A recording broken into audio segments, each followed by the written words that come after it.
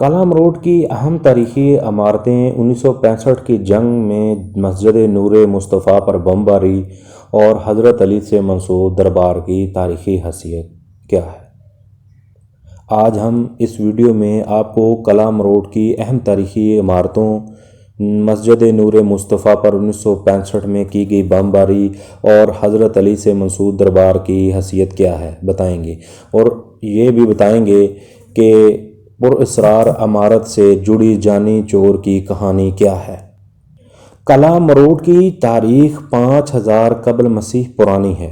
تہذیب و تمدن کے آثار آج بھی سابقہ دور کے حکمرانوں نوابوں کے طرز بندوبست سے عیاں ہوتے ہیں۔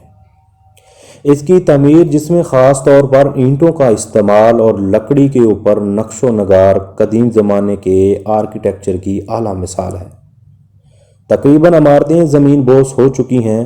کلا کی تاریخی عمارتیں اور ان سے جڑی داستانیں سن کر انسان کی حیرت گم ہو جاتی ہے، لیکن جب کلا کے انداز تعمیر اور ماحولیاتی نظام کو دیکھتے ہیں تو ایک بار یوں لگتا ہے کہ ماضی کے انسان کس قدر جفاکش، محنتی، سخت گیر اور ذہین تھے، جنہوں نے اتنی لمبی چوڑی کلا نما عمارتیں بنائیں اور انسانی بستیاں آباد کیں۔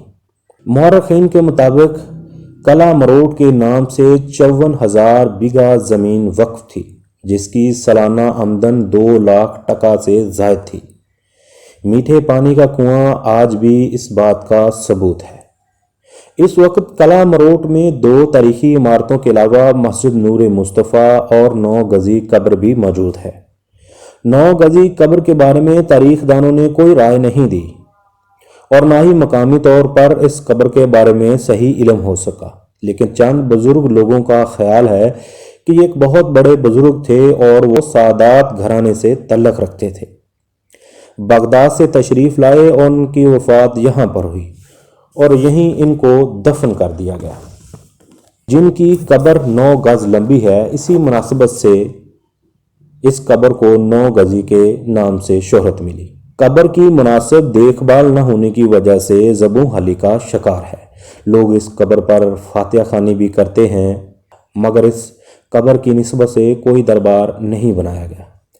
حضرت علی رضی اللہ تعالیٰ عنہ سے منسوب دربار کی تاریخی حیثیت کیا ہے؟ دربار کی تاریخ تقریباً 1000 سال سے زائد پرانی ہے۔ مقامی اور دربار کے متولی سید سرفراز شاہ نقوی کے مطابق کہ سید نصر اللہ نقوی نے بنیاد رکھی۔ اس قلعہ کو حضرت علی نے چند صحابہ کے ساتھ مل کر 6 ہجری کو فتح کیا اور شکرانے کے نوافل بھی یہیں ادا کیے، اور ان کی ہیبت و جلال کی وجہ سے پتھر موم ہو گیا اور یہ پتھر اسی دربار میں موجود تھا۔ لوگ اس کی زیارت کرنے بھی آتے تھے، لیکن 1985 میں فوجی جنگی مشقوں کے لیے خیمہ زن ہوئے تو انہوں نے اس توہم پرستی کو دیکھا اور دربار سے پتھر کا جائے نماز، مکھن، مصنوعی پیڑا وغیرہ سب چیزیں اٹھا لیں اور جاتے ہوئے ساتھ لے گئے۔ لیکن اس کے باوجود بھی لوگ آج بھی اسی دربار میں آتے ہیں۔ لنگر نیاز کی دعوتیں ہوتی ہیں، دعائیں مانگی جاتی ہیں، چراغوں میں تیل ڈالا جاتا ہے، مالے چڑھائے جاتے ہیں، لیکن تاریخ میں ایسی کوئی مثالیں نہیں ملتی، اور نہ ہی کسی تاریخ دان نے ابھی تک اس کے بارے میں لب کشائی کی ہے۔ ابھی تک یہ مقامی لوگوں کی طرف سے خود ساختہ کہانیاں ہی لگتی ہیں۔ بہرحال اسی دربار نے کالا امروڈ کی مصنوعی رونقیں بحال کر رکھی ہیں، اور ہر جمعہ کو یہاں پر میلے کا سماں ہوتا ہے۔ محرم الحرام میں عزادار یہاں پر خیمہ زن ہوتے ہیں اور 10 دن تک قیام کرتے ہیں۔ یہاں پر محفلیں اور شام غریباں منائی جاتی ہے، اور ان 10 دنوں میں قلعہ کو سیاحوں کے لیے بند کر دیا جاتا ہے۔ تاریخی مسجد نور مصطفیٰ اور 1965 کے جنگی حالات۔ پاکستان کے درمیان 1965 کی ہونے والی جنگ نے قلعہ امروڈ کو بھی متاثر کیا، جس میں قدیم مسجد کے اوپر بھارتی لڑاکا طیاروں نے بمباری کی۔ اصل بمباری کی وجہ سے مسجد کی بنیاد کو تھوڑا نقصان پہنچا، لیکن کسی نے بھی اس کی طرف توجہ نہیں دی۔ چند سال پہلے آرمی کی انجینئرنگ یونٹ نے اس کی بنیاد کو تو مرمت کیا، لیکن کوئی خاطر خواہ اس کی تعمیر و مرمت نہ کی گئی۔ یہ بہت خوبصورت فن تعمیر کی مثال تھی جس کی دیواروں کی چوڑائی 6 فٹ اور شمالاً جنوباً بہت زبردست کھڑکی نما چھوٹے چھوٹے دروازے رکھے گئے۔ کے دنوں میں بھی راحت محسوس ہوتی ہے، اس کا وینٹیلیشن سسٹم اس قدر جدید ہے۔ آج 1 جنوری 2020 کو اسے مرمت کیا گیا، رنگ و روگن کر کے اس کے احاطے کو وسیع کیا گیا اور قدیم ثقافت اور فن تعمیر کی باقیات کو محفوظ کیا گیا۔ عجیب و غریب عمارت کی پر اسرار خود ساختہ کہانی کیا ہے اور اس میں جانی چور کا کیا کردار ہے؟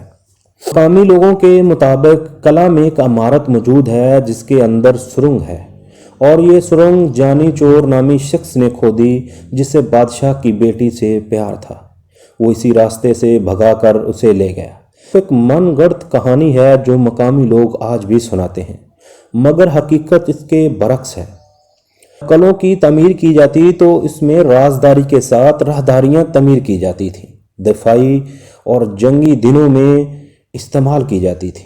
صحیح تاریخ معلوم نہ ہونے کی وجہ سے قلعہ مروڑ سے بہت سی من گڑت کہانیاں آج بھی منسوب کی جاتی ہیں۔ VOA آفیشیل ٹیم کی کاوش آپ کو کیسی لگی؟ آپ اپنی رائے کا اظہار ضرور کریں۔ خدا حافظ۔